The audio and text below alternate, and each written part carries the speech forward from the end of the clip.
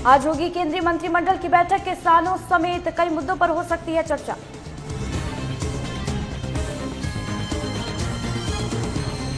BJP अध्यक्ष JP Nadda का आज से 2 दिवसीय बंगाल दौरा। कल पीएम मोदी संसद के नए भवन की रखेंगे आधारशिला, करेंगे भूमि पूजन।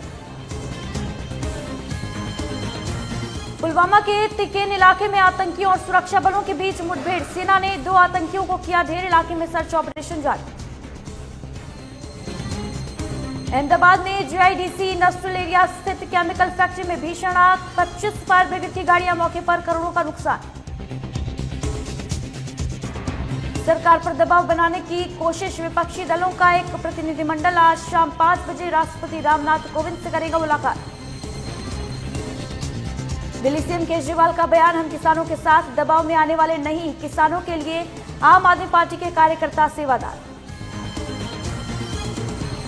केंद्रीय मंत्री स्मृति ईरानी का बयान, आंदोलन के नाम पर सियासत कर रहे हैं कुछ दल, किसानों के नाम पर गुमराह कर रहा विपक्ष। संसद भवन के पास नए संसद भवन का निर्माण, 10 दिसंबर को दोपहर 1 बजे पीएम मोदी रखेंगे आधारशिला। 971 करोड़ रुपए की लागत से बन रहा है नया भवन। देश में कोरोना के 14 करोड़ से ज्यादा हुए टेस्ट, महाराष्ट्र, केरल, कर्नाटक, पश्चिम बंगाल और दिल्ली में कोरोना के सबसे ज्यादा एक्टिव केस। हरियाणा में कोरोना वायरस ने फिर पकड़ी रफ्तार, बीते 24 घंटे में कोरोना के 1391 नए केस मिले, कोरोना वायरस से 13 लोगों की मौत।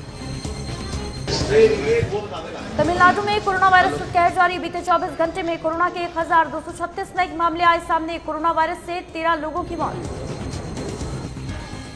केरल में कोरोना वायरस का कहर जारी, 24 घंटे में कोरोना के 5032 नए मामले, 24 घंटे में 31 लोगों ने तोड़ा दम।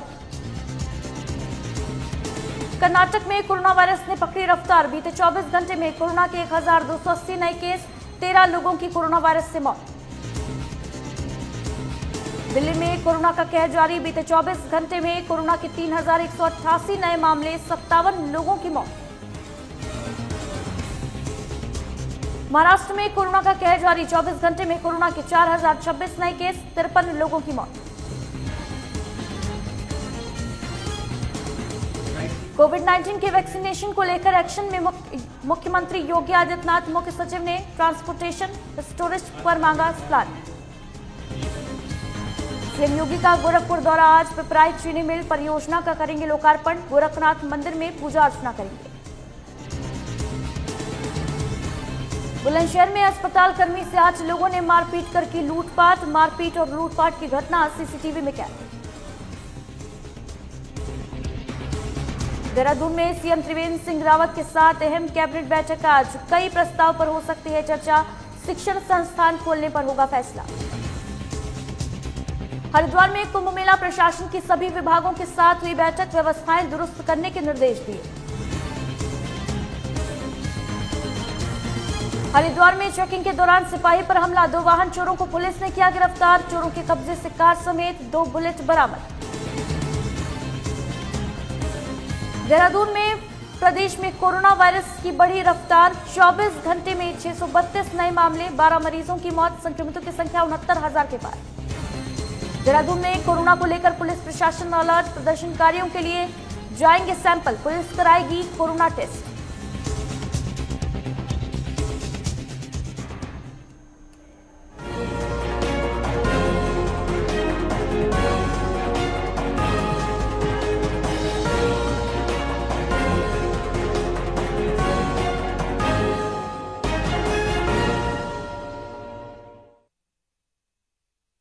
नमस्कार, स्वागत है आपका। आप देख रहे हैं न्यूज लाइव, मैं हूं आपके साथ अदिति मिश्रा। रुक करेंगे खबरों की तरफ और ग्रेटर नोएडा से बड़ी खबर आ रही है। पुलिस और बदमाशों के बीच मुठभेड़ हुई है। मुठभेड़ में 4 बदमाशों को गोली लगी है। आपको बता दें कि गंभीर हालत में सभी को अस्पताल में भर्ती कराया गया है। बदमाशों के पास से वाहन, तमंचा और सामान बरामद किए हैं पुलिस ने। 10 दिन पहले बदमाश को बंधक बनाकर लूटा था। तो ग्रेटर नोएडा से बड़ी खबर आप तक पहुंचा रहे हैं। पुलिस और बदमाशों के बीच मुठभेड़ हुई है। 4 बदमाशों को पुलिस ने गिरफ्तार किया है। चारों के पैर में गोली लगी है। गंभीर हालत में सभी को अस्पताल में भर्ती कराया गया है। तस्वीरें भी आपको दिखा रहे हैं। बड़ी कामयाबी हाथ लगी है पुलिस के। 10 दिन पहले लूट की वारदात में शामिल थे ये बदमाश, जिन्हें पुलिस ने गिरफ्तार किया है। पुलिस और बदमाशों के बीच मुठभेड़ हुई है। ग्रेटर नोएडा से बड़ी खबर आप तक पहुंचा रहे हैं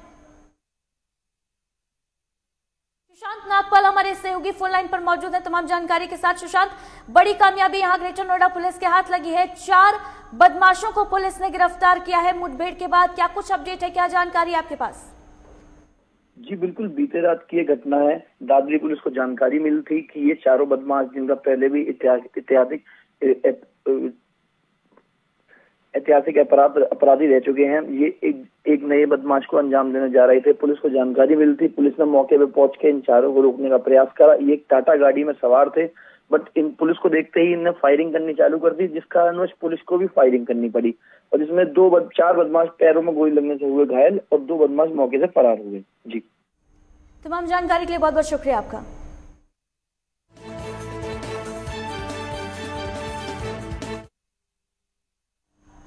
वहीं जम्मू कश्मीर में पुलवामा जिले के टिकेन इलाके में सुरक्षा बलों के साथ आतंकियों की मुठभेड़ की खबर है। मिली जानकारी के मुताबिक मुठभेड़ में अब तक 2 आतंकवादी ढेर किए गए हैं। वहीं फायरिंग में एक स्थानीय शख्स भी घायल हुआ है। सुरक्षा बलों को टिकेन गांव में कुछ आतंकियों के छिपे होने की जानकारी मिली थी और इसके बाद सेना की 55 आरआर, सीआरपीएफ और स्थानीय पुलिस की एसओजी ने सर्च ऑपरेशन चलाया था।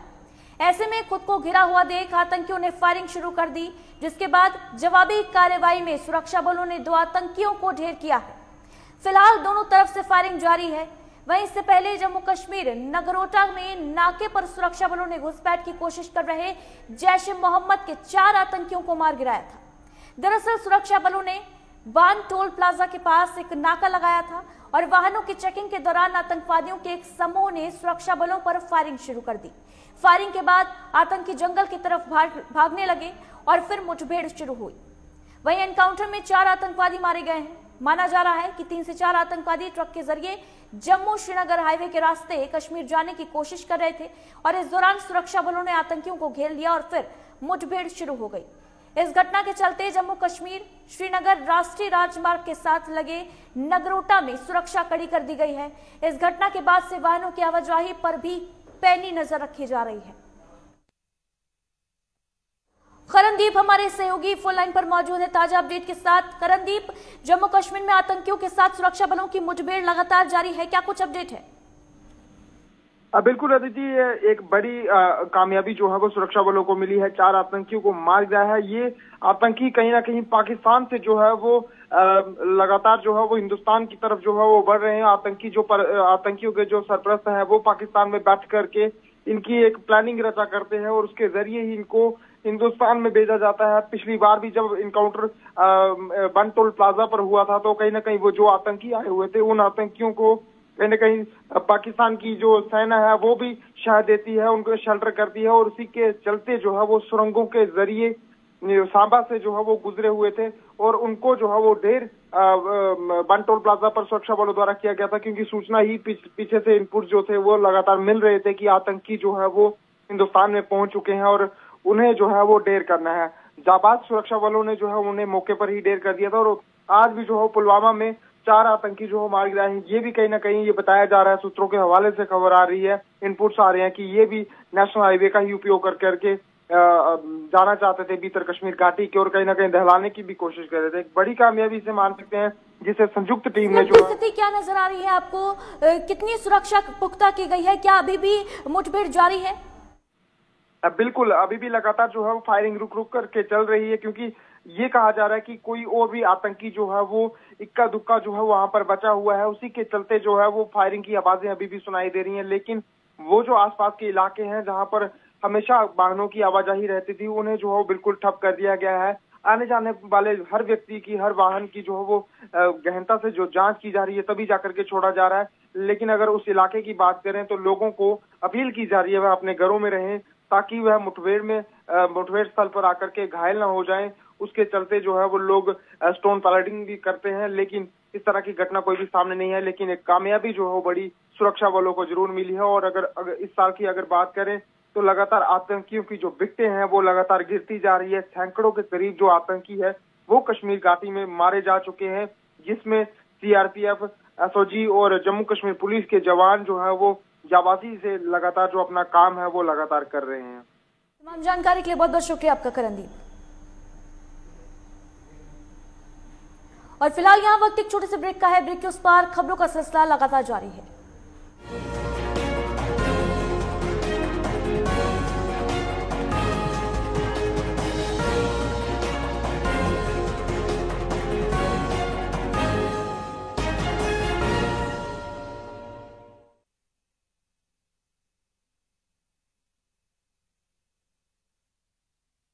भूपेश बघेल सरकार के विकास हितैषी फैसलों से छत्तीसगढ़ नए मकाम गढ़ता जा रहा है। कोरोना संकट के बावजूद जीएसटी कलेक्शन में बढ़ोतरी, लॉकडाउन में सर्वाधिक स्टील उत्पादन का रिकॉर्ड, एमएसएमई प्रमोशन एवं डेवलपमेंट में छत्तीसगढ़ देश में नंबर 2।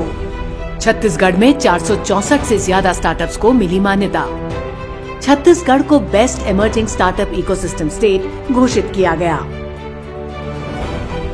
छत्तीसगढ़ की नई औद्योगिक नीति बनाते वक्त ही हमारा लक्ष्य स्पष्ट था कि हमें कोर सेक्टर उद्योगों के साथ साथ कृषि आधारित उद्योगों और वैश्विक तकनीकी आधारित उद्योगों की भी स्थापना और विकास करना है। स्पंज आयरन एवं स्टील सेक्टर के उद्योगों के लिए विशेष पैकेज घोषित। कोर सेक्टर उद्योगों को पूरे राज्य में विद्युत शुल्क छूट। छत्तीसगढ़ राज्य खाद्य प्रसंस्करण मिशन की अवधि 31 अक्टूबर 2024 तक बढ़ाई गई। भूजल के औद्योगिक उपयोग के लिए निर्धारित जल दरों में कमी। एमएसएमई को स्थायी पूंजी निवेश अनुदान की सुविधा। उद्योगों के लिए 15 दिन में भूमि का डायवर्जन। किसानों को स्थानीय स्तर पर ही समुचित मूल्य दिलवाने के लिए धान और गन्ने पर आधारित जैव ईंधन बायो इथेनॉल के उत्पादन को उच्च प्राथमिकता श्रेणी में शामिल किया गया। 2 साल के भीतर भूपेश बघेल सरकार के नेतृत्व में छत्तीसगढ़ ने जिस तरह संभावनाओं के द्वार खोले हैं, वो पूरे देश को राह दिखा रहा है। बुलेट की रफ्तार से बताएंगे देश के हालात, जानेंगे पिछले 24 घंटे की सभी खबरें खास। देखिए 3 की बात हमारे साथ एक नए अंदाज में।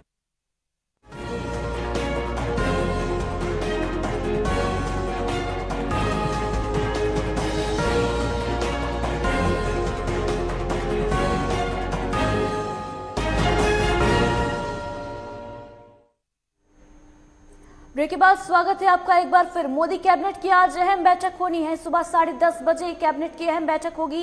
कृषि कानून वापस नहीं लेगी सरकार और 3 बड़े संशोधनों पर सरकार हालांकि सहमत हो गई है। इस बीच आपको बता दें कि आज विपक्षी नेता राष्ट्रपति रामनाथ कोविंद से मुलाकात करेंगे। शरद पवार के नेतृत्व में ये मुलाकात होगी और दोपहर 12 बजे सिंधु बॉर्डर पर किसानों की भी बैठक है। तो बड़ी अपडेट आप तक पहुंचा रहे हैं। कृषि कानूनों पर मचे घमासान के बीच आज मोदी कैबिनेट की बेहद अहम बैठक होने जा रही है। सुबह 10:30 बजे यानी अब से कुछ ही देर में मोदी कैबिनेट की ये अहम बैठक शुरू हो जाएगी और इस बैठक में जो 3 बड़े संशोधन जिन पर सरकार राजी हुई है कृषि कानूनों में करने के लिए, उस पर चर्चा होगी। हालांकि आपको बता दें कि कृषि कानूनों को वापस लेने के लिए सरकार ने साफ इनकार कर दिया है। कल गृह मंत्री के साथ किसानों की बैठक हुई जो बेनतीजा साबित हुई और इसके बाद आज यानी 9 दिसंबर को होने वाली बैठक को, वार्ता को रद्द कर दिया गया। सरकार आज संशोधन प्रस्ताव लेकर आएगी कृषि कानून में और इसके बाद आगे क्या रणनीति होगी किसानों की, ये देखना होगा। फिलहाल अहम बैठक होनी है अब से कुछ ही देर में मोदी कैबिनेट की। कृषि कानून में 3 बड़े संशोधन पर सरकार राजी हुई है और इसी को लेकर इस बैठक में चर्चा होगी। बता दें आपको कि बीते 14 दिनों से किसानों का प्रदर्शन लगातार जारी है। सिंधु बॉर्डर पर किसान आज 12 बजे से एक अहम बैठक करने जा रहे हैं। आगे की रणनीति पर चर्चा करेंगे किसान इस बैठक में। दोपहर 12 बजे सिंधु बॉर्डर पर किसानों की बैठक है और वहीं विपक्षी दल भी अपनी राजनीति को गरमाने की पूरी कोशिश में जुटे हुए हैं। आपको बताते चलें कि आज राष्ट्रपति रामनाथ कोविंद से मुलाकात करेगा विपक्ष। आगे बढ़ते हैं खबरों में। अयोध्या में भव्य राम मंदिर बनने की प्रक्रिया जारी है और बीते 2 दिनों से राम मंदिर निर्माण समिति की बैठक भी जारी थी जो अब संपन्न हो गई है। इस बैठक में राम मंदिर निर्माण समिति के अध्यक्ष एवं प्रधानमंत्री नरेंद्र मोदी के पूर्व प्रधान सचिव नृपेंद्र मिश्रा भी मौजूद रहे। राम मंदिर की नींव का काम कैसे करना है, इसके बारे में जल्द ही उच्च तकनीकी विशेषज्ञों से रिपोर्ट मिलने वाली है और ऐसे में उम्मीद जताई जा रही है कि 15 दिसंबर के बाद कभी भी काम रफ्तार पकड़ सकता है। नींव का काम शुरू होने से पहले निर्माण समिति ने टाटा कंसल्टेंसी और एलटी के विशेषज्ञों के साथ चर्चा की थी ताकि आगे चलकर काम में कोई बाधा ना आए। अयोध्या सरयू के किनारे बसी है और ऐसे में जमीन में बालू की मात्रा अधिक है और यही वजह है कि नींव को लेकर काफी ध्यान से काम किया जा रहा है। राम मंदिर कुल 67 एकड़ भूमि में बनेगा जो कि राम जन्मभूमि के तौर पर जानी जाती है, जबकि इसके बाहर भी राम मंदिर के अनुरूप ही विकास कार्य होंगे।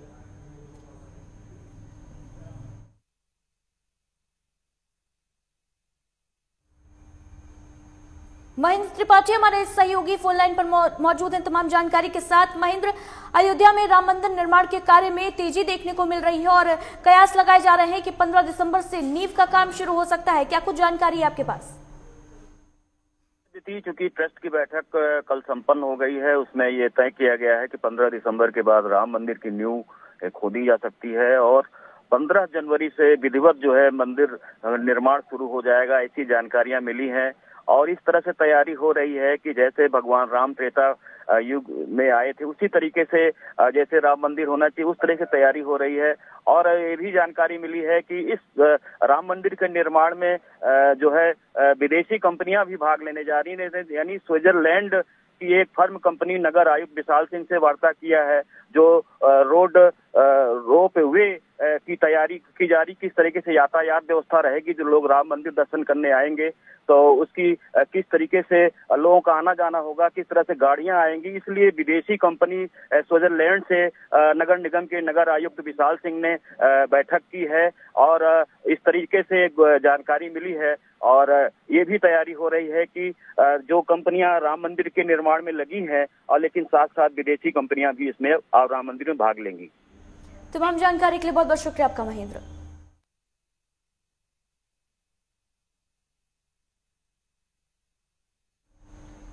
और अब बात करेंगे मुख्यमंत्री योगी आदित्यनाथ के बस्ती और गोरखपुर दौरे की। आपको बता दें कि आज बस्ती के मुंडेरवा में सीएम योगी का आगमन होगा। 1:30 बजे सीएम योगी मुंडेरवा चीनी मिल परिसर जाएंगे और चीनी मिल में सल्फर लेस चीनी यूनिट का शुभारंभ करेंगे। 202 करोड़ की परियोजना का लोकार्पण और उद्घाटन करेंगे मुख्यमंत्री योगी आदित्यनाथ। तो आज बस्ती को बड़ी सौगातें देंगे सीएम योगी। दोपहर 1:30 बजे सीएम मुंडेरवा चीनी मिल परिसर में जाएंगे जहां चीनी मिल में सल्फरलेस चीनी यूनिट का शुभारंभ करेंगे मुख्यमंत्री। 202 करोड़ की परियोजना का लोकार्पण और उद्घाटन कार्यक्रम। बस्ती के दौरे पर मुख्यमंत्री योगी आदित्यनाथ जाएंगे आज। 202 करोड़ की परियोजनाओं की सौगात देंगे बस्ती को मुख्यमंत्री योगी आदित्यनाथ का बेहद अहम कार्यक्रम। गोरखपुर और बस्ती के दौरे पर मुख्यमंत्री योगी आदित्यनाथ।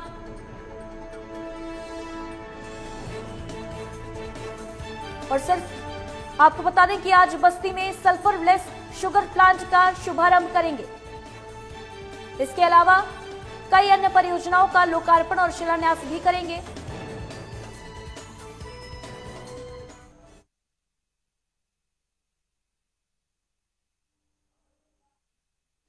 बस्ती से हमारे सहयोगी अमृत लाल इस पूरी खबर पर ज्यादा जानकारी के लिए लाइव जुड़ रहे हैं हमारे साथ। अमृत, क्या कुछ अपडेट है आपके पास? आज मुख्यमंत्री योगी आदित्यनाथ बस्ती के दौरे पर आ रहे हैं, क्या कुछ सौगातें दे सकते हैं बस्ती को?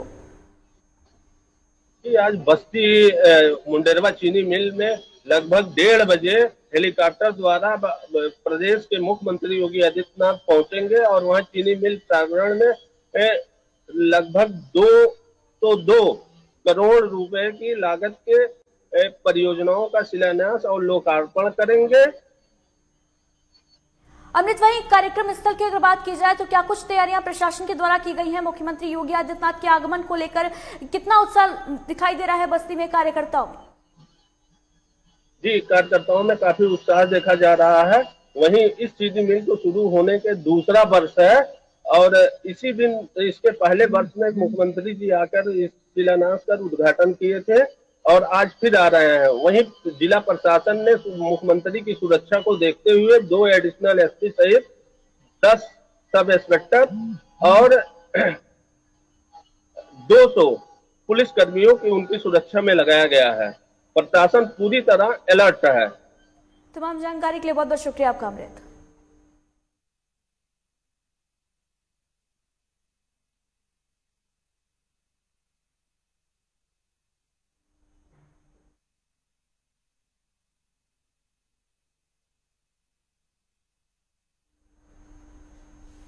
वहीं इस बीच महोबा से बड़ी खबर आ रही है। बारातियों से भरी बोलेरो कुएं में गिर गई है। चालक सहित 6 बारातियों की मौत हो गई है। 3 लोग घायल बताए जा रहे हैं। मध्य प्रदेश के देवांजी पुरवा गांव में ये भीषण हादसा हुआ है। चरखारी के स्वासा गांव के रहने वाले बताए जा रहे हैं सभी। तो बड़ी खबर आपको बता रहे हैं महोबा से, जहां बारातियों से भरी बोलेरो कुएं में गिर गई और इस दर्दनाक हादसे में चालक सहित 6 बारातियों की मौके पर ही मौत हो गई है, जबकि 3 लोग घायल बताए जा रहे हैं। तस्वीरें भी आपको दिखा रहे हैं। तस्वीर देखकर आप अंदाजा लगा सकते हैं कि कितना भीषण हादसा है ये। गाड़ी के परखच्चे उड़ गए हैं। 6 लोगों की मौत हो गई है। 3 लोग गंभीर रूप में घायल हैं, जिन्हें अस्पताल में भर्ती कराया गया है। मध्य प्रदेश के देवांजी पुरवा गांव में यह हादसा हुआ है। महोबा के चरखारी के स्वासा गांव के बताए जा रहे हैं सभी, और ये दर्दनाक हादसा हुआ है मध्य प्रदेश के देवांजी पुरवा में। तो बड़ी खबर आपको बता रहे हैं महोबा से, 6 लोगों की मौत हो गई है। बारातियों से भरी थी गाड़ी जो कुएं में अनियंत्रित होकर गिर पड़ी। चालक सहित कल रात को 11:15 बजे महोबा जिले से बारात आई थी थाना भरातपुर के दीवानजी का परवा में। बारात में उस गाड़ी में 9 लोग सवार थे जो कुएं में गिर गई दीवानजी का परवा में, जिसमें 3 लोग बच गए, 6 लोग मर गए। दिलीप कुमार हमारे सहयोगी महोबा से फोन लाइन पर मौजूद है तमाम जानकारी के साथ। दिलीप, बेहद भीषण और दर्दनाक सड़क हादसा हुआ है। कुएं में एक गाड़ी पलट गई है, 6 लोगों की मौत हुई है। क्या अपडेट है पूरे हादसे पर आपके पास? जी बिल्कुल, जैसा कि मध्य प्रदेश के दीवांजी का पुरवा गांव है, यहाँ महोबा जनपद के स्वासा गांव से जो सरकारी कोतवाली क्षेत्र में आता है, वहां से एक बारात गई थी जिसमें 9 लोग सवार थे। और वहां बारात पहुंचने के बाद जो गाड़ी थी वो बैक करते समय कुआं, क्योंकि सड़क का और कुआं बिल्कुल एक ही लेवल पे था, खेत में कुआं बना था, तो गाड़ी सीधी जाके कुएं में गिर गई। उसमें 9 लोग सवार थे। चालक सहित 6 लोगों की मौत हो गई, जबकि 3 लोग बमुश्किल बाल बच गए हैं। और जो आपको जानकारी दे दें कि उन मरने वालों में 2 लोग थे, एक दूल्हे का चचेरा भाई और एक उसका भतीजा परिवार का। बाकी उसके आस पड़ोस के जो लड़के थे, उनमें से 3 जो मृतक है, 3 लड़के जो मरे हैं, सबकी औसत उम्र 20-22 साल के आसपास के सभी मृतक है। और 3 केवल अपने घर के अकेले चिराग थे जो जिनकी उनमें मौत हो गई। जी, तमाम जानकारी के लिए बहुत बहुत शुक्रिया आपका दिलीप।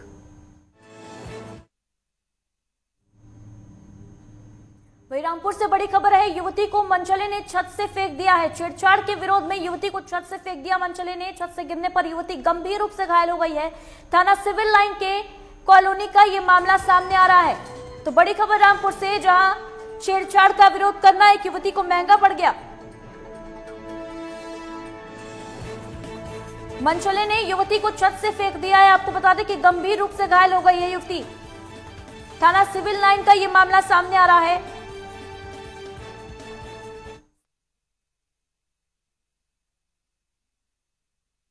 फहीम खान हमारे सहयोगी रामपुर से फोन लाइन पर मौजूद है तमाम जानकारी के साथ। फहीम, क्या कुछ कार्रवाई पूरे मामले पर हुई है?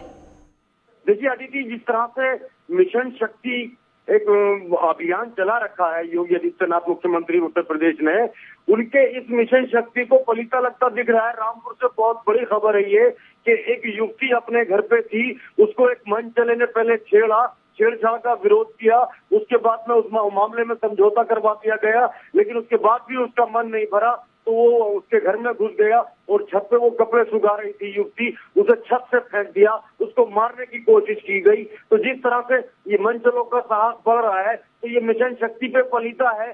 सरकार का जो मंशा है वो यही है कि महिलाओं को सुरक्षा दी जाए, लेकिन महिलाएं बिल्कुल सुरक्षित नहीं है। रामपुर में ये बहुत बड़ी घटना सामने आई है, जहाँ पे मनचले ने एक युवती को छत से फेंक दिया है और वो बुरी तरह से घायल हो गई, जिसको जिला अस्पताल में भर्ती कराया गया है, जहां उसकी हालत गंभीर बनी हुई है। काफी उसको चोटें आई हैं, जिसका अभी भी इलाज चल रहा है। तो इसमें जैसे ही शिकायत पुलिस को मिली है, पुलिस ने तुरंत ही इसमें शिकायत दर्ज कर आरोपी को तलाश की शुरुआत कर दी है, लेकिन अभी जो है आरोपी हिरासत में नहीं आया है। ना ही उसको गिरफ्तार किया गया है। उसको गिरफ्तार करने की तो बात दूर, अभी तक उसका सुराग तक नहीं लग पाया है। तो जिस तरह से ये घटना सामने आई है, ये अपने आप में बड़ा सवाल खड़ा करती है कि मिशन शक्ति के तहत जो इतना बड़ा प्रोग्राम चलाया जा रहा है सरकार की तरफ से, इसके बावजूद भी महिलाएं सुरक्षित क्यों नहीं है। जी अदिति, जानकारी के लिए बहुत बहुत शुक्रिया आपका फाहीम। और इन्हीं खबरों के साथ बुलेटिन में फिलहाल इतना ही। देश और दुनिया की तमाम बड़ी खबरों के लिए बने रहिए हमारे साथ, देखते रहिए लाइव टुडे।